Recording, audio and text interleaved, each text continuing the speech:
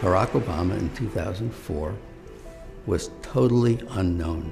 People were saying, I don't know who this guy is. I wonder why they picked him. He had this reputation as a bit of an upstart, as sort of a young, rising figure in the party, but no one knew who this guy was. This was his chance to introduce himself to people. Tonight is a particular honor for me because, let's face it, my presence on this stage is pretty unlikely. My father was a foreign student, born and raised in a small village in Kenya. What makes a great political speech is if you can somehow fold your story into this larger American story. The next thing he says is about his mother's family. His grandfather fought in World War II. He used the GI Bill. They settled in Kansas, so white people could say, he's just like us. My parents shared not only an improbable love, they shared an abiding faith in the possibilities of this nation. I stand here knowing that my story is part of the larger American story, that I owe a debt to all of those who came before me, and that in no other country on earth is my story even possible. Going into this speech, we've had 4 years of George Bush, and we felt as a country like we've grown further apart. '04 was very much a divisive partisan race. Obama's speech is in some ways an antidote to that. Alongside our famous individualism, there's another ingredient in the American saga, a belief that we're all connected as one people. If there's a child on the south side of Chicago who can't read, that matters to me even if it's not my child. If there's a senior citizen somewhere who can't pay for their prescription drugs and having to choose between medicine and the rent, that makes my life poorer even if it's not my grandparent. It is that fundamental belief, I am my brother's keeper, I am my sister's keeper, that makes this country work. E pluribus unum, out of many, one. He gives a speech that presages his entire political message of 2008, which is this sort of post-partisan argument. Now, even as we speak, there are those who are preparing to divide us. The spin masters, the negative ad peddlers, who embrace the politics of anything goes. Well, I say to them tonight, there is not a liberal America and a conservative America. There is the United States of America.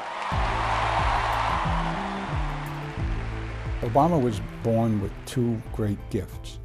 One is his mind, and the other is his ability to speak to large groups of people. There are three things that Obama does that really makes that speech effective. He wants concrete detail. He likes story, and he loves antithesis, the use of repetition and structure to show contrast. There is not a liberal America or a conservative America. There is one America. There is not a black America and a white America and Latino America and Asian America. There's the United States of America.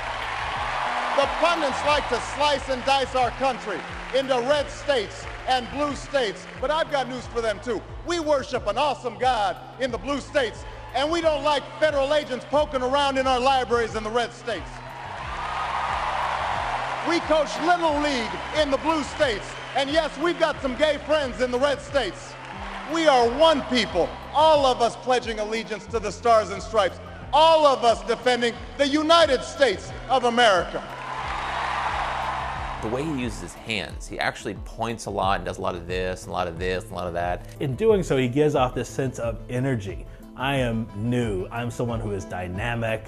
And he doesn't do that so much anymore. He's a little more solemn and reserved when he gives speeches today, but I think it's more reflective of his office. In the end, that's what this election is about.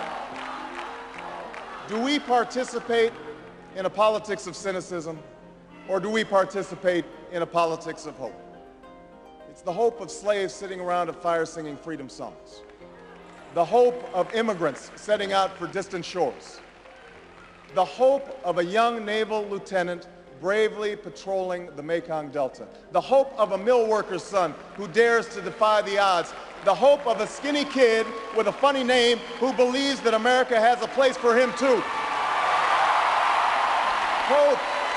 Hope in the face of difficulty.